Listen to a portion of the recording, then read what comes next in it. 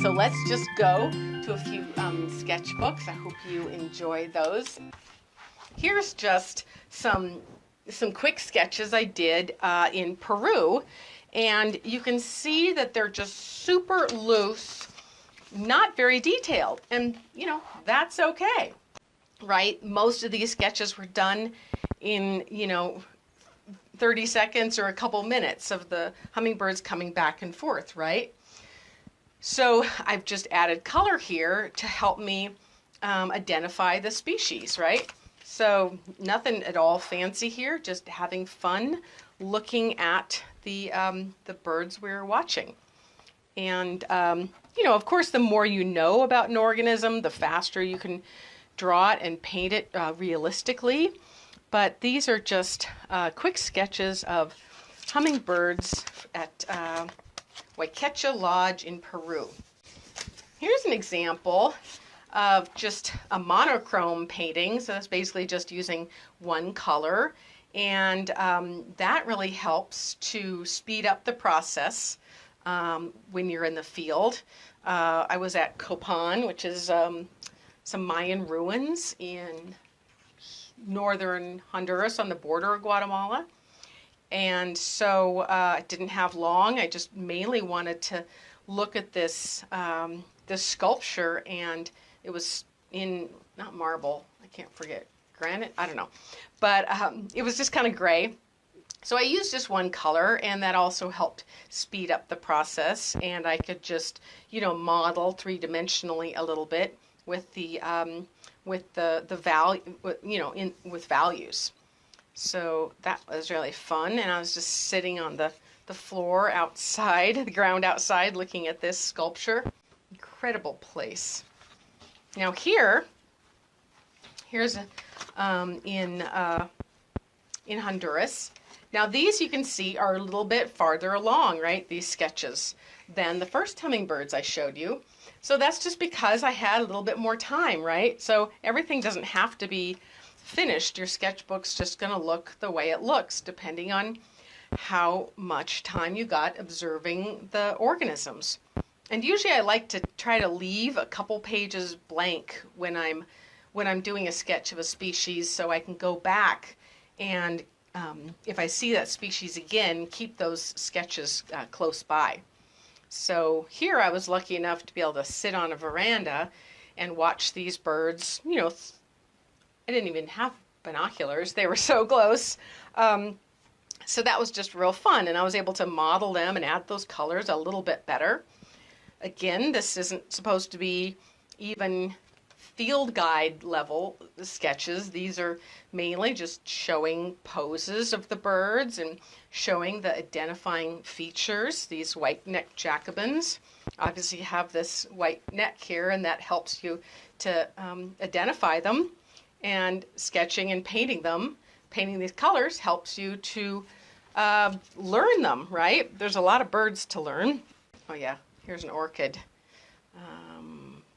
Yeah, those are fun to sketch in the tropics, and of course they really vary in their shapes and sizes.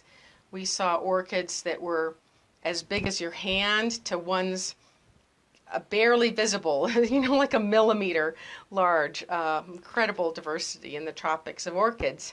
So again, just a field sketch, kind of getting the basic colors so that I could go and identify it later from a field book. Now here, I was in Borneo, again, same trip as before, and here I was lucky enough to be able to watch this mammal for quite a while. And so this is more of a fully rendered painting with a background and everything, right? This little guy is called a colugo, and they are also known as flying lemurs, but they're not a primate, and they're not a lemur, and they're not a flying squirrel, although they have a lot of the same behaviors. But I was lucky enough to observe this guy because it was dusk, and he, maybe she, was just waking up, and it was just sitting above us, about 15 feet above us, hanging on a tree. And these guys hang on the tree all day. And in fact, the poor little guy, since he was hanging on the tree and he's holding on, he couldn't get the little gnats away from his face. They were really bugging him. I felt so sorry for him. And so he was using his tongue to kind of lick the gnats off of his eyes and his cheeks. It was really cute.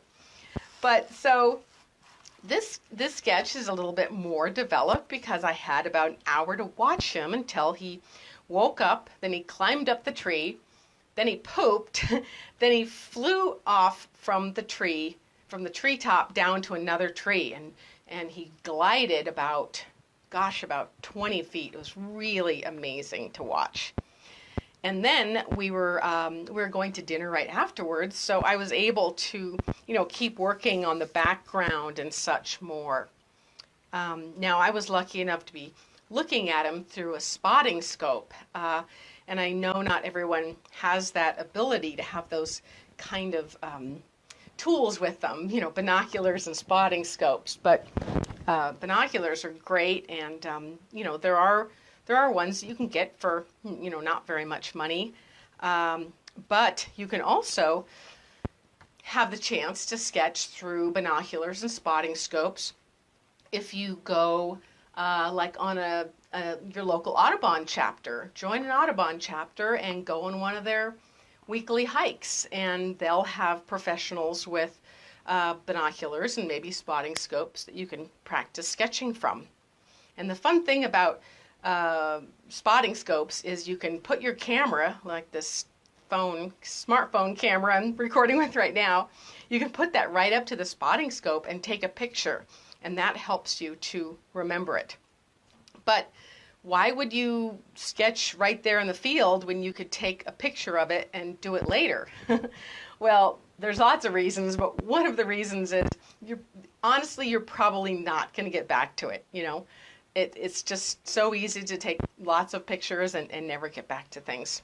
So doing it in the field is just more exciting, and you'll get it done. In this case, I used brown paper, and I really like this book because the brown paper helps to not have so much glare in really sunny situations. And I really enjoyed combining brown paper with brown pencil like this. And so it gives you just really subtle sketches. So it's not intimidating to work on, and it's easy to kind of just sketch and not see the mistakes and just kind of darken up what you do like. But anyway, we were there. Our very first day was in the historic city of Antigua, and what do you know? The volcano was erupting that very day. They have 33 volcanoes, a whole chain of volcanoes across the width of Guatemala. Only 3 of them are active, and of course, when the day I'm there, it goes off. And we didn't even know, when I was sitting here sketching this, that it actually was the biggest eruption they'd had in years. And unfortunately, some people were killed on the far side, on this little village where the people lived on the slopes. So I felt really bad for them. But anyway, this is an example of just a sketch that I was doing I added some opaque gouache, so that's fun. Now here's a rare species that we saw, and this illustration is a little bit more developed than others, partly because I finished it back at the hotel. And we're in the Guatemalan highlands, which are at like 12 to 14,000 feet. They're the highest area in all of Central America, and they have this rare warbler, Goldman's warbler, which is related to a butterbutt warbler. And it was just so amazing to see this bird. And I did use gouache here, which is an opaque watercolor, which are fun to add to your repertoire. So yeah, I did the sketches kind of in the field first, and then I made some color notes. Like you might see, I put white and black and gray, yellow. I put little notes here, probably can't see them. to remind me of the colors later. And I try not to look at field guides while I'm out sketching, partly because that can be intimidating, and partly because I really just want to sketch what I really see. You know, you don't discover anything new if you're just copying the field guide, right? So I want to just draw from real observations. So the opposite of that are these two pages, right? So basically in this case, these are birds that I just saw for literally a moment or two. And I didn't know what they were, but all I did was look in the scope and they flew off within literally like 5 or 10 seconds. And this is all I could get, just this really symbolic, you know, rust and gray and rust, or white and yellow. And so the function of that, the reason, you know, you would paint like that is just to get an identification. So afterwards, I could tell my guide, here's another painting, you know, this is almost like just a little map, right? I could tell my guide, hey, what is this species? And he would tell me. So I just had little notes for olive and yellow and rust and that kind of thing, right? So, you know, there's lots of reasons to add watercolors when you're sketching in the field. Well, let's see, just the opposite of that. This is like the most finished sketch paint I did. I like to call it sketch painting. This was a very rare pink-headed warbler, an endemic bird that only lives in certain areas of these pine forests. You can see pines like what we have. Actually, the pine forests and oak forests are quite diverse in Central America. So I felt right at home there. But anyway, this was, you know, a pretty developed painting because I was able to observe this mated pair over 2 different mornings, and they were very cooperative. I was able to look at them from the road. There was like a slope we were looking out over, and they were in the treetops right across from us. So I wasn't looking at them from below. Well, these guys I was. This is he was sitting way up above us, this male, but this one was right across from us. So because I was able to observe them multiple times, I was able to get a little bit more detail, obviously. So this wasn't done all in the field. I finished this up with some notes I'd made back at the hotel. Whereas this little guy, I never got any farther than just the pencil sketch. And you can see how nice and light, I don't know if you can see this at all, how nice and light this pencil is, the brown pencil on the brown paper. And so I really love that. So sometimes this is all the farther I get. It's just a quick sketch, and I may not have time to finish it later. You know, my technique for sketching birds and other moving wildlife in the field is to just watch them as long as they're in view, right? So I'm just looking at them with the binoculars or the spotting scope, burning their image basically into my memory so that I can try to draw them once they fly off.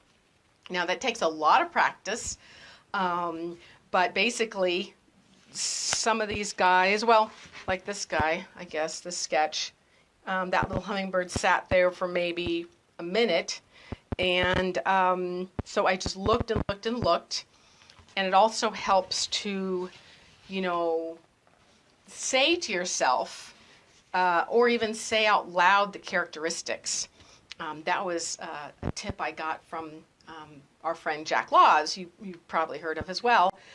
Jack is always saying, say out loud what you're seeing, and that will help you because you're saying it and you're hearing it, and hopefully maybe you're writing the notes down too.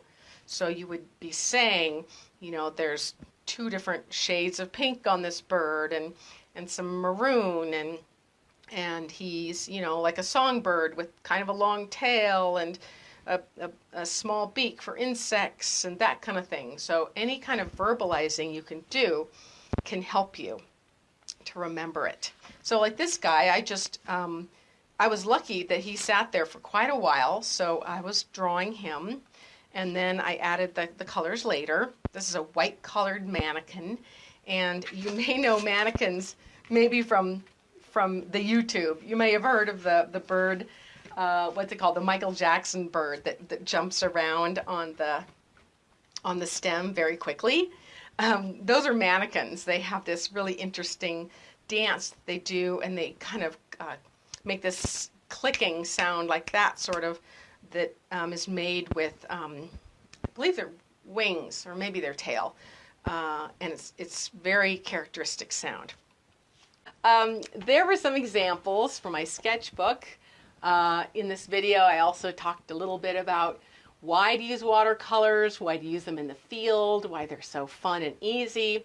I hate to see people be so scared and tight and afraid to start a new medium, afraid to work in their journals and think it has to be art. I just want people to enjoy themselves and learn in the process, mainly learning about nature.